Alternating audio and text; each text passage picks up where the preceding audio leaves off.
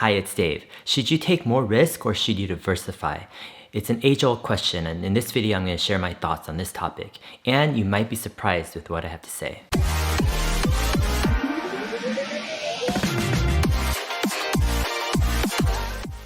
I've been getting some great questions from viewers recently, and here's a question from Chris Guthrie. He says, Dave, I've watched nearly every single one of your videos. I've been long Tesla since late 2016 and early 2017.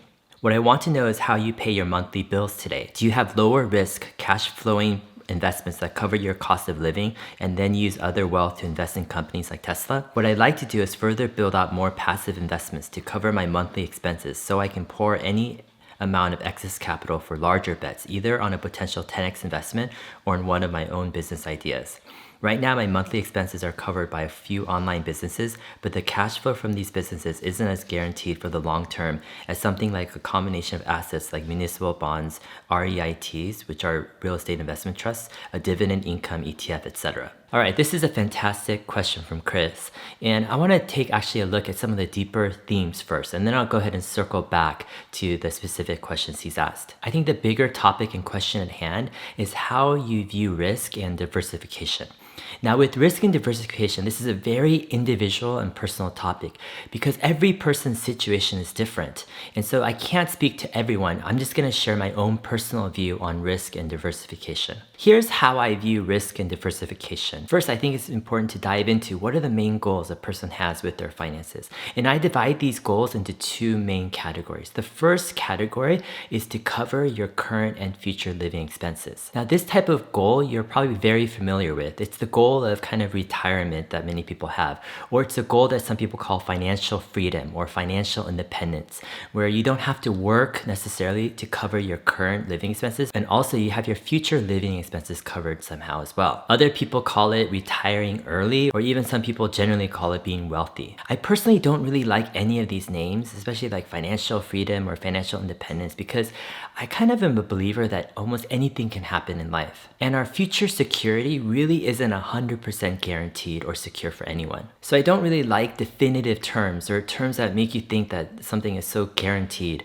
or foolproof. And that's why I don't really like the word securing your future or guaranteeing a future as well. There's a certain fragility to life that I like to be very close with and always cognizant of. On the other hand, there's a resilience to life as well. And so I like to hold these two somewhat opposing views in one hand together. So let's say, hypothetically, you have enough assets to cover your current living expenses and your future living expenses for, let's say, 100 years. I like to still think of that in terms of probabilities. There's still a chance, a small chance, that something happens that's catastrophic or something that you just didn't expect to happen. And the chances might be low. It might be less than 1% that something catastrophic or completely unexpected happens. But yet I like to still be aware of those type of risks. Anyways, I'm probably extreme in this regard. Like, for example, I view the era that we live in as quite unique. We've experienced an unprecedented just history of wealth and growth, and currently actually lots of peace and prosperity.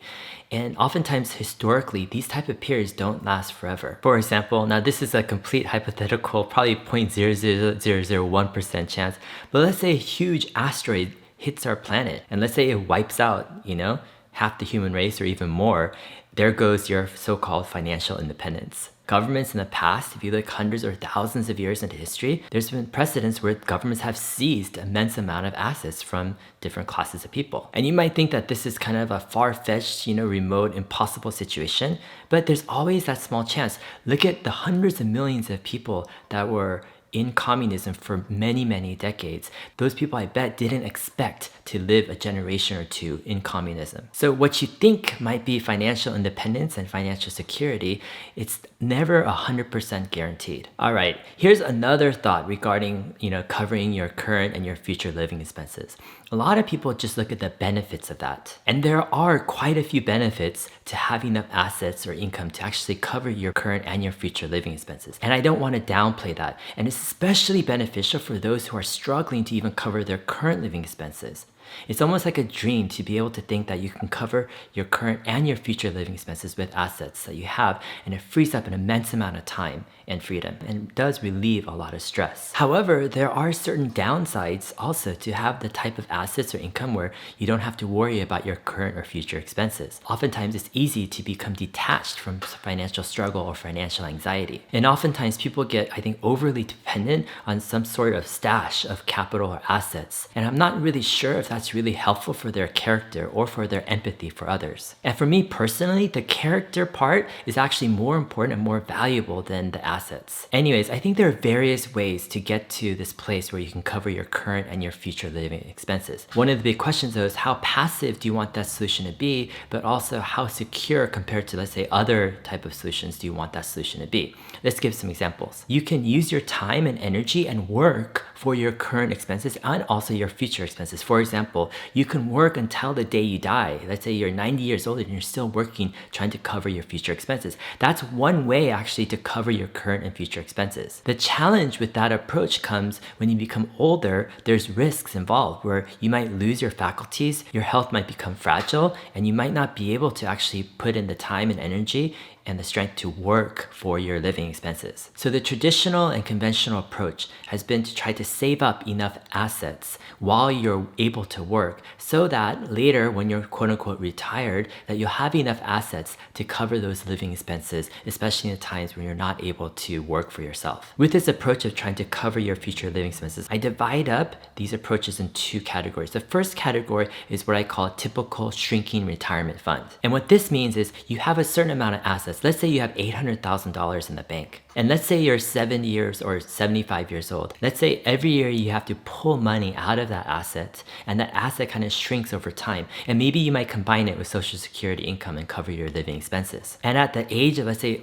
over 70 years old, it's hard to put, let's say, a large amount, let's say $800,000 into some growth company because of the risk and volatility associated with it. And because of that, you typically need to gravitate to more safer assets, something like bonds or dividend paying mutual funds or annuities or even some stable real estate. And that makes sense because preservation is a greater goal than, let's say, appreciation at that age. Another factor regarding this shrinking retirement fund is that the interest you get, let's say from the $800,000, let's say it's not enough to cover your living expenses, even combined with Social Security. Let's say if it's there. And because of that, you need to cash out and sell those assets increasingly over time. And sometimes it works out for people where they die before their assets run out. However, other times their assets might shrink faster than they expected. Maybe there's some health complications or unexpected expenses, and it gets more stressful as they get older because their retirement fund is shrinking. The second type of retirement fund or approach is what I call a growing retirement fund. Now, I don't really hear people talking about this that much, but I think actually it's an important concept. Let's say, for example, you have $2 million in assets, but let's say this $2 million is in an amazing real estate property. Let's say it's a commercial or residential and a very stable, just kind of like area that's primed for future growth. And let's say from that property, you make a net profit of $70,000 per year. And with that $70,000, you're able to cover all of your living expenses. Let's say maybe even without Social Security income. And in addition, the real estate, let's say, appreciates over time because let's say it's in an amazing area that's really primed for growth. In this scenario, your assets actually can increase over time. Your $2 million, let's say, real estate portfolio can actually grow and actually can grow bigger while the income that provides covers all of your living expenses. And the source of income doesn't necessarily have to be real estate. It can be from a different variety of sources. But the main point of this is that it's no longer a shrinking retirement fund where the assets are decreasing over time, but rather it's a growing retirement fund where the assets are increasing and still covering your living expenses. And I like to kind of dichotomize these two retirement fund approaches because I think, generally speaking, traditional, conventional kind of financial advice really just takes retirement as this one thing. Just save up an unknown kind of amount of assets and hopefully that amount of assets will cover you for the rest of your life.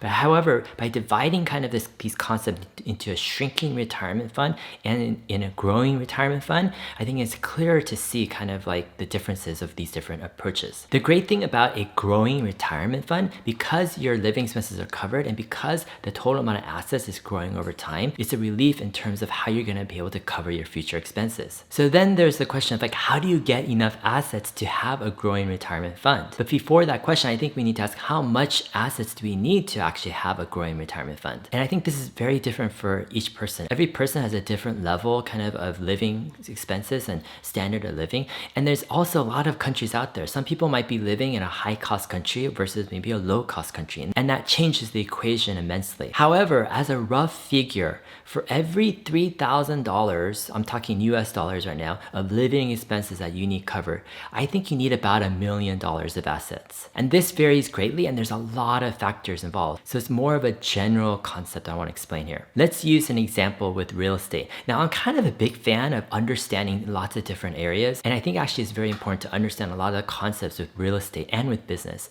In terms of real estate though, there's a concept of capitalization rate or cap rate. And what this means is for the assets that you put into, let's say a real estate property, let's say you put $1 million to buy a real estate property.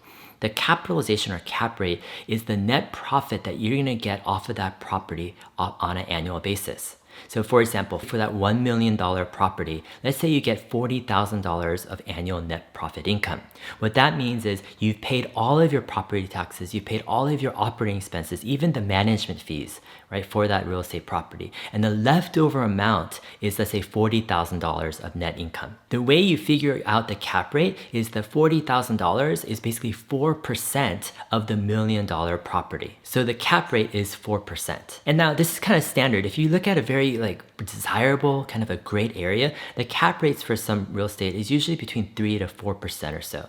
If you go into areas that are kind of like so-so, it might go 5 or 6 or 7, and you can even go higher, 8 or 9 or 10% if the area really isn't desirable at all. And again, a lot of these figures aren't set in stone and there's lots of variables involved. But let's say you did put $1 million and let's say you did get a 4% cap rate, which is $40,000 in net income.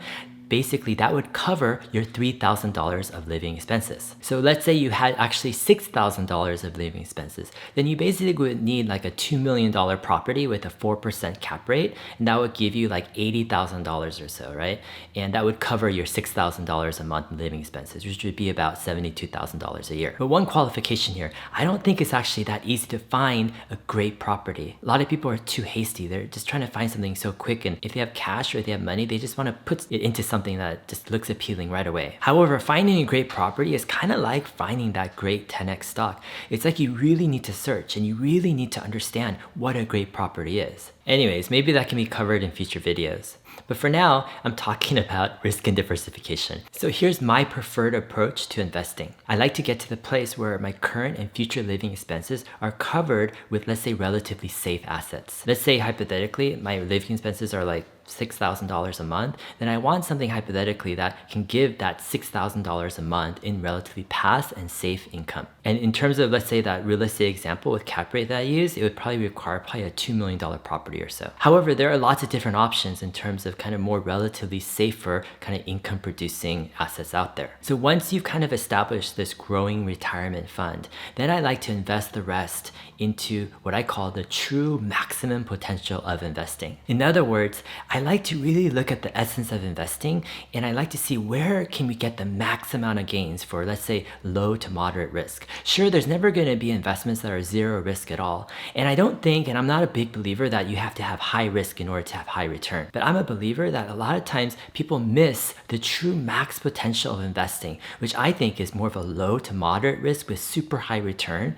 I think they miss that opportunity because they're so focused on preservation and they're so focused more of a kind of on a fear-driven approach. However, when you've kind of already secured kind of a growing retirement fund, and in a way you've dichotomized this where it's put aside in a separate complete asset class and it's not even touchable, let's say, for example, kind of frees you up to approach investing in a completely different mindset. No longer are you bound in a box of self-preservation, and no longer are you scared of losing it all. Rather, you have an edge where you can see things maybe a little bit more objectively. And in that type of scenario, I think when you can add increasing kind of business skills and increasing investment skills and quantitative and qualitative analysis and really try to hone your forecasting abilities, that's when the big payoffs, I think, happen. And I'm not necessarily just a sole proponent where I think, it has to be investing in stocks or so. There the world of business and investing is so immense and so huge. There are opportunities in many different fields. For example, I think business is fantastic. If you have an idea and you can actually invest capital, let's say you have already a secure growing retirement fund and you can make some bolder bets maybe that you weren't able to make before. Or let's say it could be like, a chain of restaurants, or it could be real estate development. I mean, there's tons and tons of different opportunities and options out there. Now, one of the questions is, let's say you haven't secured kind of that growing retirement fund. So then what's kind of the approach in terms of investing? Now, this becomes kind of a muddled area. And if you don't have, let's say, that growing retirement fund, let's say already secured, then there's going to be this element of preservation, and the risks involved are going to be far greater. And now, of course, this is all going to be your personal kind of decisions and your own responsibilities, but the decisions you make to invest, let's say in high growth companies, they come with risks. And you might think it's like low risk, but maybe your skills aren't really up there where it really is mitigating the risk. And so it actually turns out to be very high risk. And throughout the years of being involved in various investment communities out there online, I've seen dozens and probably hundreds of examples of people who thought that they were involved in investments of low risk, but they're actually high risk, and they've lost, half or even the majority of their entire life savings. On the flip side, you always hear of these like success stories, right? Of people, let's say, who started out with $10,000 or $50,000 and they made it into $10 million, by taking these super high risks. But for every one person that you hear making it with these enormous type of risks, there's probably a good 20, 30, 50, or even 100 people that took enormous risks and came out on the other side. They came out in a way more devastated. If you're going to try to, let's say, secure kind of like that growing retirement fund, my kind of preference is more on business and income. And the reason why I say this is I think there's a lot of control you can have when you start your own business. The internet has really opened the door of, I think, business opportunity, where knowledge you can get from so many different places. Let's say even right now with this YouTube channel. And now there's more opportunities to see where are the opportunities out there to start new businesses. And the cost of entry to get into a new business is lower than ever before. And I think like great business skills where you're able to identify opportunities, you're able to create great products, you're able to promote them and kind of run and execute a business, I think is completely underrated in today's society. And what I mean by underrated is I don't think there's enough people who are really gravitating and grasping and seeking out those type of skills. These type of skills in terms of business really open up new opportunities to identify like places where you can jump in and really create value and really increase your assets and income. And this is kind of like one of the reasons why I love this question from Chris Guthrie, because he's really putting his marbles where I think is wise. He's putting him into businesses that he's starting, and he's really trying to build up his business skills. And he has this vision or this idea that if he can get these businesses off the ground, increase his income, and find a way to cover, let's say, his living expenses, both current and future, then he can find a way to pour additional wealth into greater opportunities for investment. So what Chris has really caught on to is he's caught on to this dichotomy of benefits, right? The benefits of being able to cover your current and future living expenses with relatively safe assets that are maybe set aside completely different, maybe in a completely different asset class, and using the extra funds to invest in high growth, kind of the max potential investing, low to moderate risk, but super high gains. And one of the main reasons why I think this approach kind of works for me and makes sense for me is because to a certain point, we have to ask ourselves, like, why are we making money, or why are we investing? And I think there's really two distinct goals here. One goal is maybe, to cover your current and future living expenses. But after that's covered, then what's the point? Like, why invest further? And that's where I kind of came up with my own conclusion that, it doesn't really make sense that once you've covered kind of like your current and future living expenses,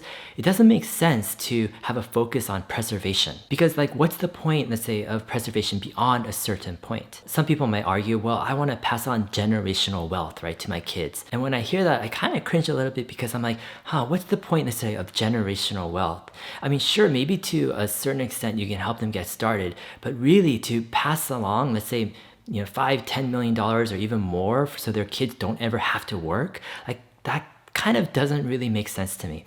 For me, I'd much rather pass on to my kids tools. I'd rather pass on thinking, an ability to discern. I'd rather pass on an ability for them to be able to look at things and get to the truth, to unbox things that other people are taking for granted and get to solutions that other people aren't seeing. I want to pass on to my kids the ability to spot opportunity. I want to pass on to my kids the ability to analyze and to have clear forecasting for the future. I want to pass on to my kids long-term thinking and critical thinking. And in a world that's so focused on short-term things and so enamored by following the herd, I think if I can just pass on to my kids these essential, kind of timeless skills I think are unique and rare in this world, that they'll be fine. Money won't be an issue for them. Society clamors, right? Money, money, money is like the most valuable thing. But when I look at that, I'm like, I'd rather pass on actually the more valuable thing, which is the mindset, right? It's the approach, it's the values, and it's the thinking. And then some people might say, well, with more money, and if you have,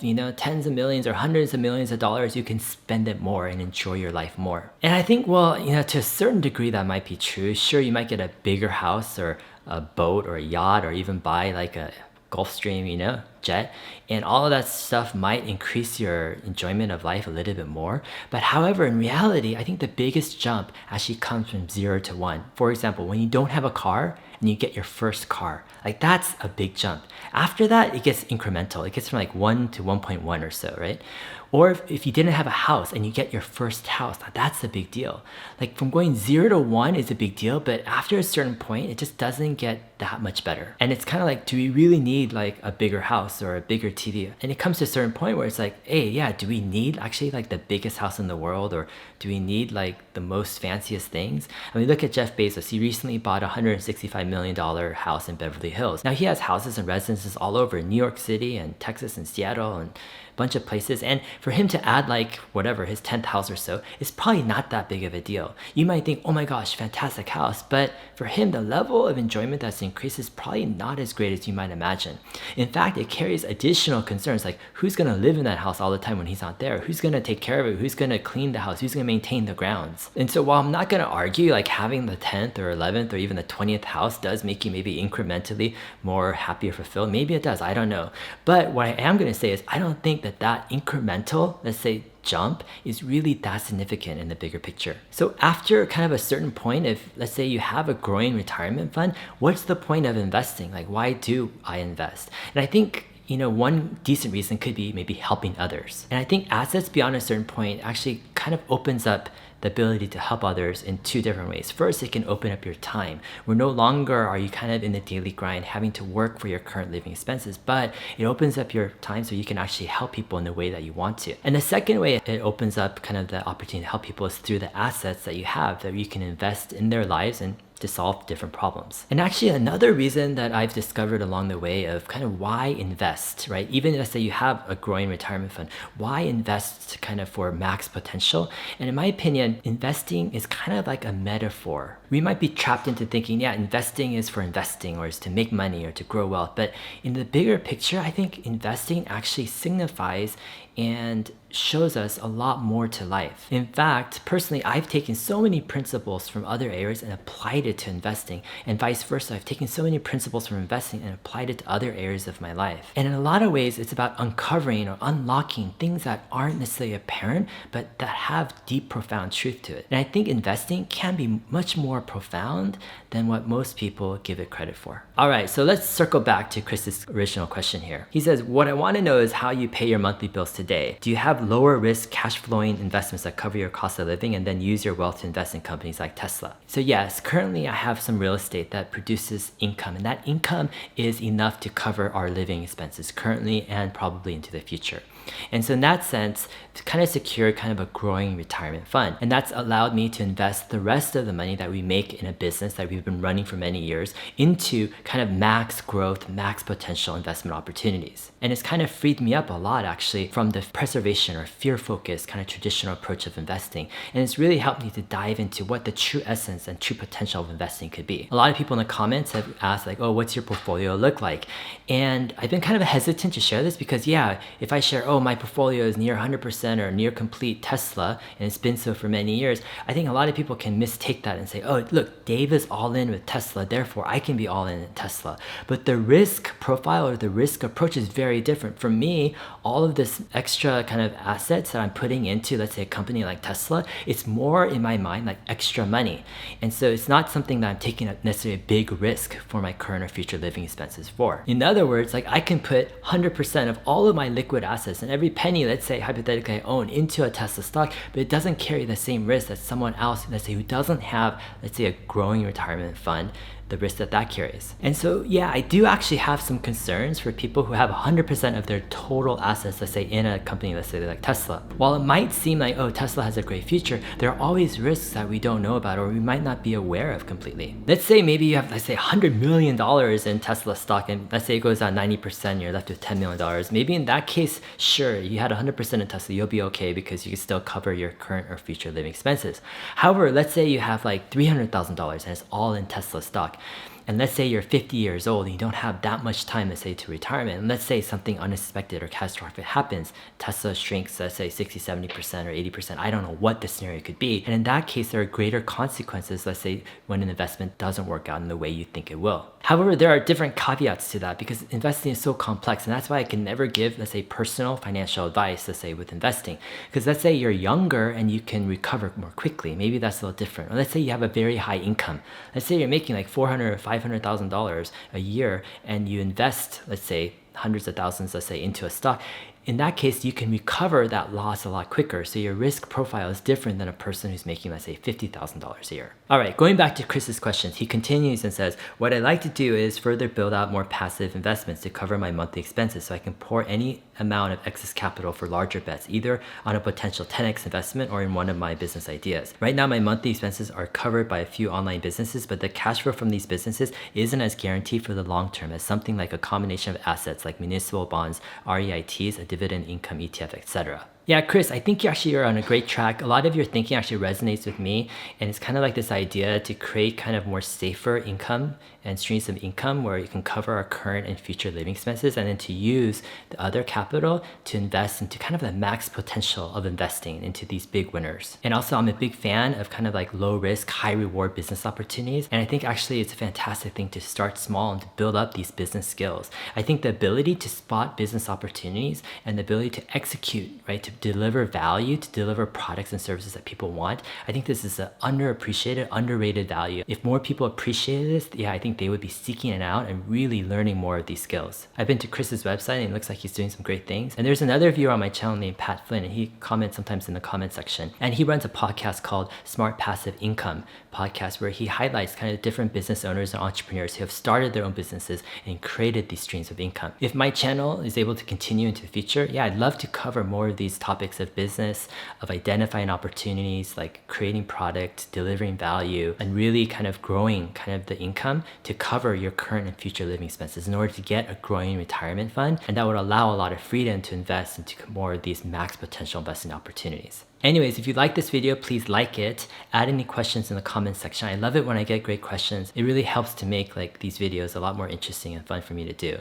Also, please go ahead and share this video with others. Put it on Facebook, on Reddit, on forums, email it to people. Get the word out. It's really going to help out this channel. Anyways, we'll see you in my next video. Thanks.